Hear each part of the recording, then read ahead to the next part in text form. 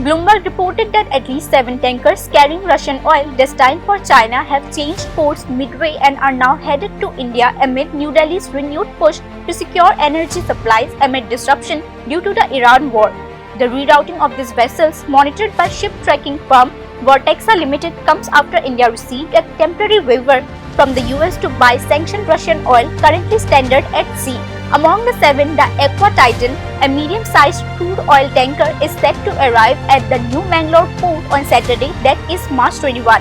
The tanker, which was loaded at Baltic Sea port in late January, was originally bounded for China port of Rizhao. However, it did a U-turn in mid-March, days after India got US waiver. The development comes as Indian refiners stepped up purchase of Russian oil after the US issued a 30-day waiver amid the effective closure of the Strait of Hormuz by Iran amid the war.